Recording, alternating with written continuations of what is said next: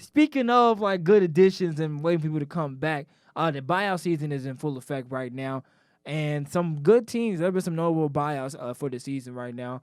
The Rockets picked up DeMar Kell and Jeff Green, which kind of is adding to that formula of a small ball and kind of stretching the floor and shooting. DeMar Kell and Jeff Green both good.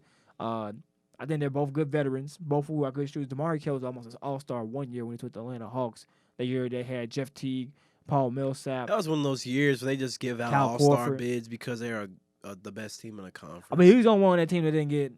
He was the only one that started five that didn't become an all-star. But remember, Jeff Teague, Cal Korver, Paul Millsap, and who was their center? Yeah, Al Horford.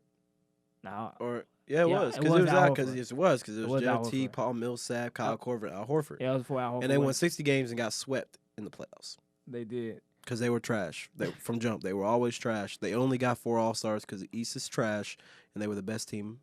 So literally, that's it. But for the team, for where he is right now, I think for the Rockets, that was a good pickup. Jeff Green actually had 17 points, shooting 4 from 5 from the 3 against the Warriors last night. What do you think about that buyout? I think it's great for the Rockets. I mean, Jeff Green is a great pickup. I always loved Jeff Green. He's somebody I followed since pretty much he played in Boston. DeMar Carroll, he's a good 3-and-D guy. He's definitely a good guy to add because it's pretty much aligns directly with what Rockets are trying to do with their offense with another guy who has a little bit of height, who has a little bit of ability. Jeff Green taller too. Yeah, and then Jeff Green, because they can both guard 3 or 4s. They can't really guard 5s. But I mean, Jeff Green's about 6'9", 6'10".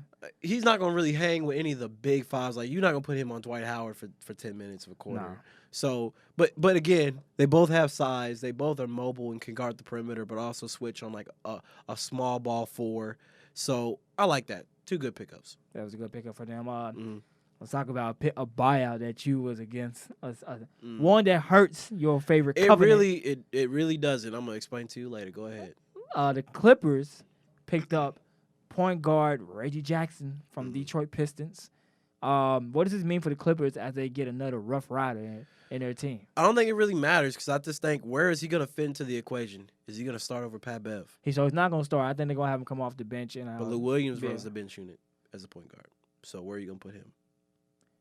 I think Is he gonna be your 3rd string point guard? No, he's not gonna be a 3rd string. So move Lou to the 2. What they'll do is they'll put Jackson at the 1, Lou at the 2, because he basically plays the 2. That's really his position. He plays the shooting guard. You put Shaman at the 3, and then you put Shaman's been starting since Paul George is out, but with Paul George back, you'll have Shaman at that 3. At the 4, you'll have Trez. I think they put Trez at the 5. They put Trez as 5. So they put JaMychal Green at the 4. Yeah. So that lineup still runs. That's not, to me, that's just not a good lineup. Like, that's one of those pickups where I felt like they didn't pick him up because they would like him on his team. They picked him up because they didn't want him on the Lakers. So really, I don't really feel like it was a gain for the Clippers. Really, it was just a move to posture up on the Lakers and not let him go there because they knew we needed another guard. So I really don't care that much. You think the Clippers organization are in that much competition with the Lakers that they're willing to make a move like that to 100%, I guarantee it. If I was a fly on the wall in that office, I promise you they said, well, do we really need Reggie Jackson? No. Do we want the Lakers to get him? No. All right, give him a contract. I 100% believe that. Do you think they needed him? I think it adds to the team. I don't think they necessarily. What exactly did he bring to the team they didn't already have? Did they need more playmaking? I think, so Patrick Beverly has been out for a couple games this season.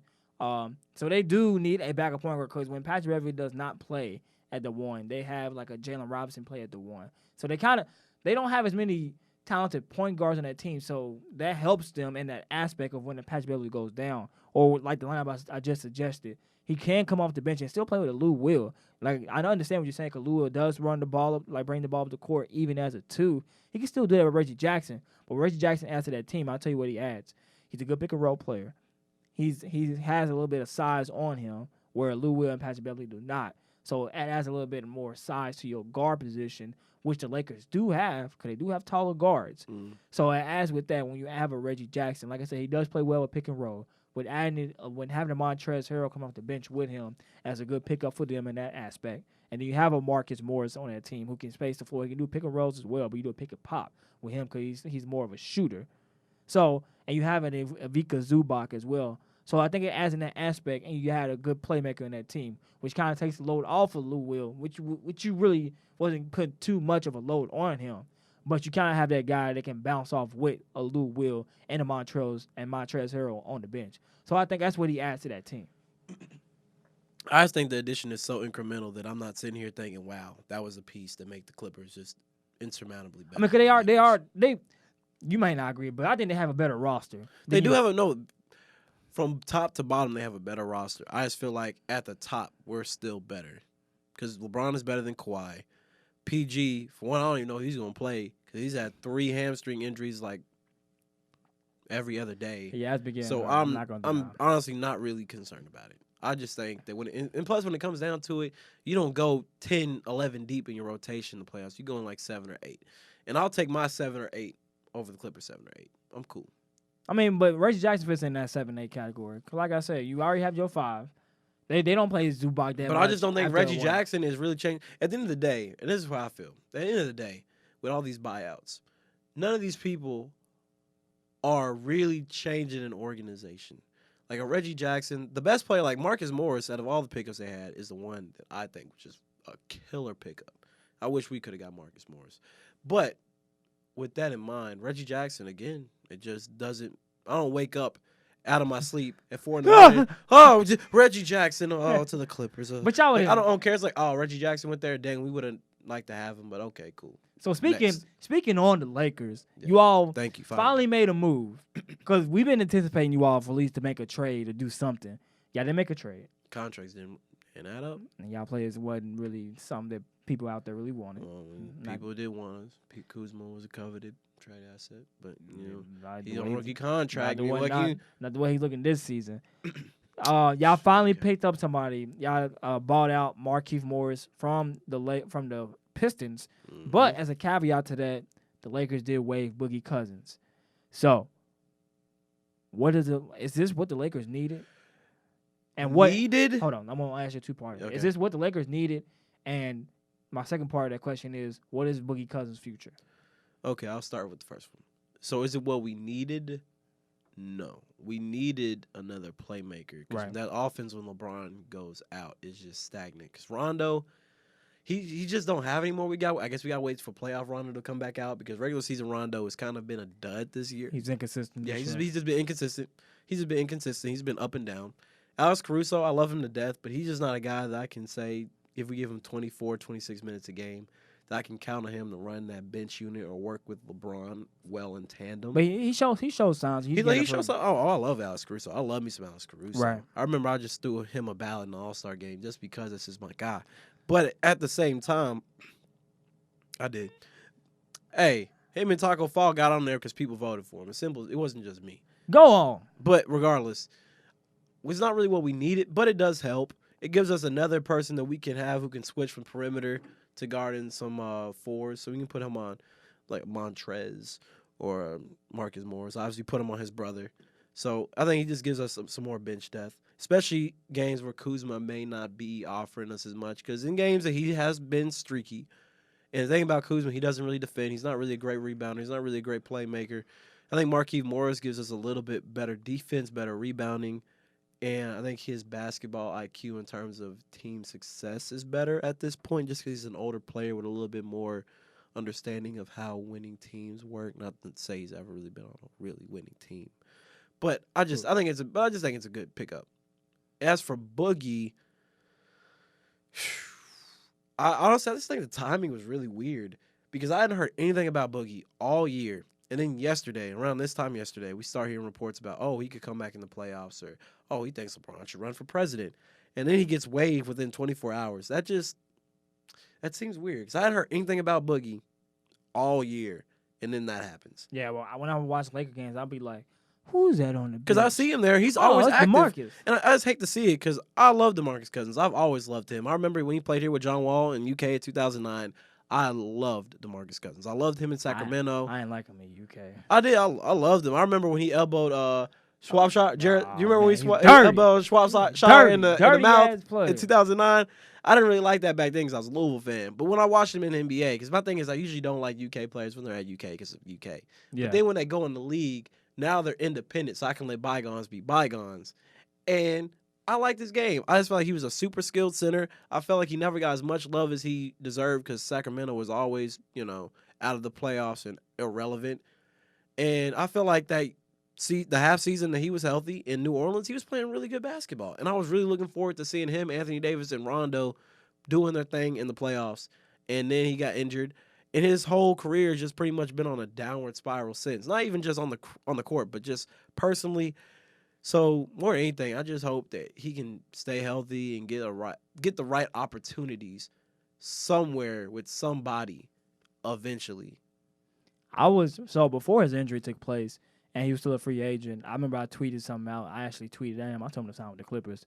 Cause I thought it would have been a great addition for the team. He better not go. He better not go to the Clippers. It can happen. If that happens, he don't have to move. That'd be a good move for him himself. If he goes to the Clippers, the streets are done. I mean, the streets are done. He does not owe y'all any loyalty if he does go to the Clippers. He doesn't. Because y'all waived him. Y'all cut him loose. So it's like y'all already like showing him that y'all don't care. I didn't do that. I would have kept you, big dog. You could have cut somebody. DeMarcus, Boogie, listen to me. Cut the tape. I don't want to hear this. No. Go to the Clippers. No. Get you a ring. Don't go to the Clippers. Get you a ring, Kurt Boogie. Come on. Do you really want to go in the basement of the building where you was reigning supreme for all these times? All these months? Nah. You want to go to the basement? We do low management over here. We take good care of you. You'll be all right. We don't need you to come back immediately. Just take your time. Be ready for us in March, April. We get rolling the playoffs.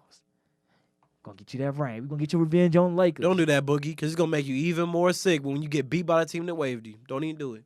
They definitely won't win if you come join. But I think I don't want to see going back to this Boogie Cousins. Like, I don't think that he needs to be one of those players that kind of just like drift out the league and we just kind of forget about. Because he's such a great talent. And yes, him and Isaiah Thomas has kind of like caught the bad end of a stick lately since their injuries. Because Isaiah Thomas he got waived by the Clippers too. He got waived by the Clippers after he got traded to the Clippers in a trade that sent Marcus Morris there. And he was playing okay for Washington. But ever since his hip injury, he's been on a downward spiral too. And lost $100 million off that. He did. He was out in he wasn't gonna get max, but he was gonna get at least $100 million, like 4-year $100 million. Yeah, he averages like what, almost 30 that year, and he was playing 29 points, 6 assists, and that had like and Celtics was the 2 seed in the league, and 2 seeds in the East, I should say. Yeah, pay the man. And I loved Isaiah Thomas his whole career too. I watched him all the way back in Sacramento because he played with Boogie back when he was a rookie. He played in Sacramento. I remember that, and he was cold. He was averaging like 20 points a game at some point with the Kings. Yeah, he was the last pick in the draft. He played. I really started noticing more when he played with the Suns. When he played with Goran Dragic. I did, but that was just weird. That was just a weird roster because they had Goran Dragic, Isaiah Thomas, and Eric Bledsoe. I just felt like you got 3 point guards, all of which are kind of on the shorter side. That doesn't really work. Yeah. But either way, hopefully both of them, but especially Boogie, find a way to get back in the league and find prominence because they both know how to play. It's just two players who just got injuries at the wrong time. Getting injured on your contract year. Who you think can use a Boogie Cousins? As we end the show, who you think you can end it? Well, I guess it really, at this point, it really doesn't matter where he goes, in my opinion, because I just feel like I just don't trust him to be a contributor to a team right now. Because even when he played for Golden State, he only had one good game in the finals. And in the other games, he was pretty much irrelevant. He played good in the first round. He played okay in the first round, but I just think for a contender playing against another contender, I don't think that Boogie is a guy who's going to put you over the top. He played good in the season too, though. He showed moments. He had flashes, but I'm just thinking. I mean, honestly, I hate to say it, but he would be a really good fit for the Clippers because that's pretty much the only thing I can think beyond just health and injuries, really, that would derail them is just the fact they don't really have any bigs. I mean, Montrez, he's still 6'8" at the end of the day. He plays big, but he's still not big. Zubac, at the end of the day, he's not really a center that I can put on Dwight Howard or Anthony Davis with any confidence. Oh, my God. Could you imagine Patrick Beverly, Paul George, Kawhi Leonard, Marcus Morris, and Boogie Cousins? Oh, my God. I just don't think it's that big of a deal because right now, Boogie, see, people, you get hyping him up off just name, but we're only just looking at Boogie as who he is right now. That's not really saying But we don't really need him. We don't need him to do that much, though. You don't need it. That's what I'm saying. He'd be a good pickup.